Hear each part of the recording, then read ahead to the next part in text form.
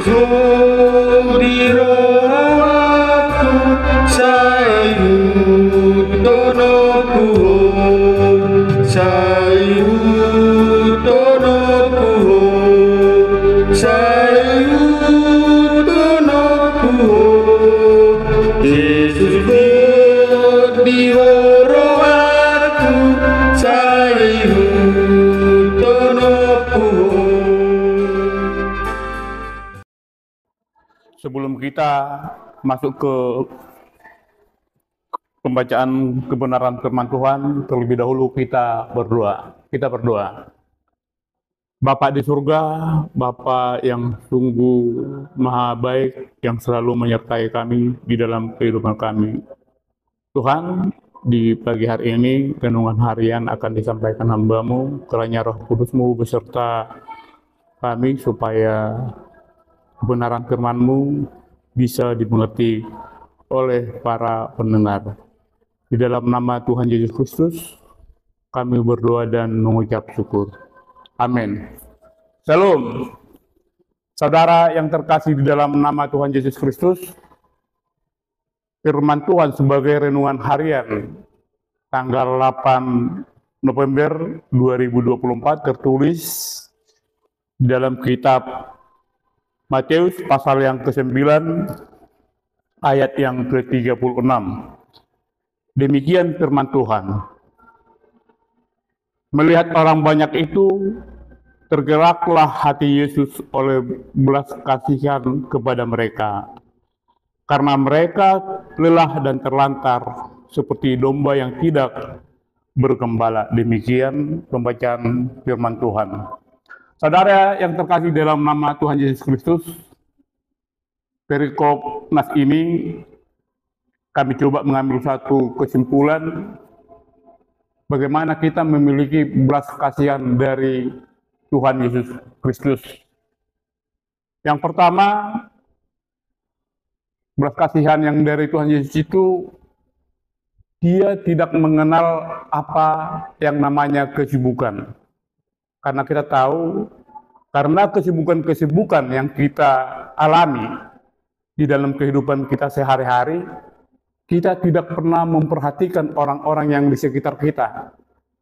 Padahal banyak orang yang harus kita perhatikan, apakah itu orang-orang yang mengalami persoalan dalam hidup, apakah itu saudara-saudara kita yang mungkin mengalami masalah-masalah ekonomi, ataupun masalah-masalah lainnya.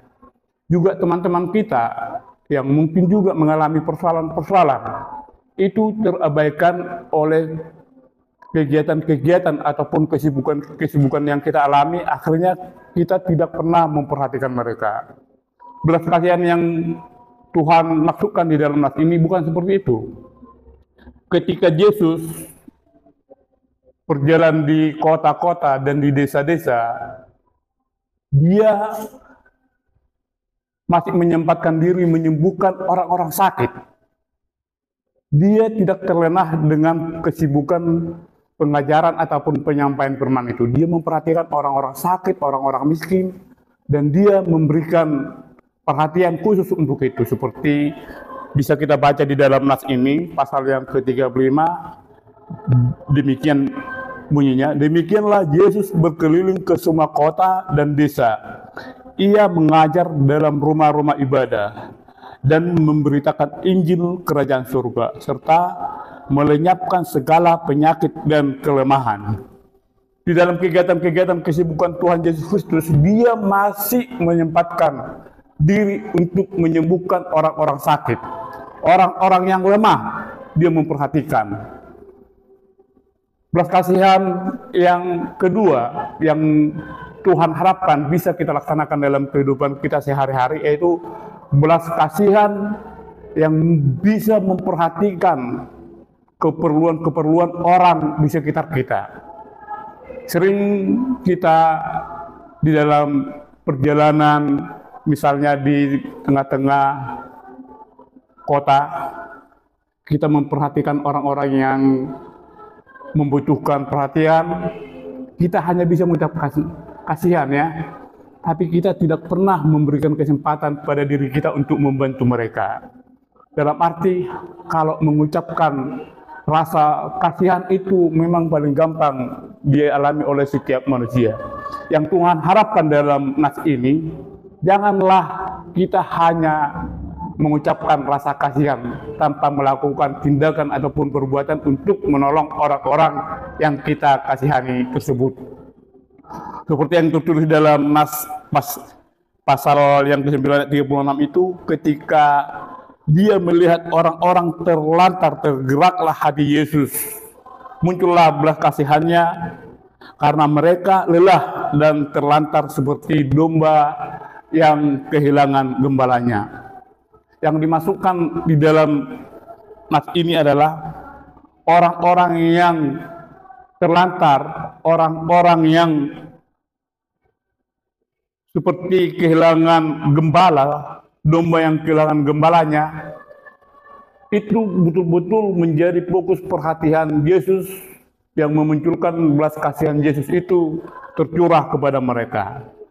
Apa dan siapa yang dimaksud dengan orang-orang yang terlantar dan orang-orang yang seperti domba yang kehilangan gembalanya? Ini adalah orang-orang yang sebenarnya penuh persoalan hidup, atau bisa dikatakan sederhananya adalah orang-orang yang berdosa. Kalau kita runut nanti ke ayat 37 sampai ke 38, dikatakan di situ sebenarnya banyak yang dituai, tapi tidak ada yang membantu untuk menuai tersebut. Maksudnya adalah sebenarnya kerajaan surga itu terbuka bagi orang-orang, tetapi orang-orang sangat susah punya pikiran bagaimana bisa masuk ke dalam kerajaan surga tersebut. Itulah sebenarnya yang dikasihani oleh Tuhan Yesus Kristus di dalam ayat yang ke-36 itu. Makanya diharapkan gembala-gembala ataupun misalnya para perhalado bisa mengembalakan jemaatnya, supaya jemaat itu jangan lari dari pengajaran-pengajaran Kristus yang mungkin setiap harinya kita lakukan dalam hal contoh membaca Alkitab. Jadi sebenarnya disitulah perlunya para gembala mengasihani dombanya, para perhalado mengasihi ataupun meniroi jemaatnya supaya tetaplah di jalur yang diharapkan oleh Tuhan Yesus Kristus. Demikian renungan harian untuk pagi hari ini. Semoga Tuhan memberkati kita semuanya. Amin. Kita berdoa. Bapak di surga, Bapak yang sungguh baik, sungguh memperhatikan setiap langkah kehidupan kami, Tuhan. Dengan tersampaikan renungan harian ini, kiranya kami bisa mengerti belas kasihan-Mu terhadap kami begitu besarnya.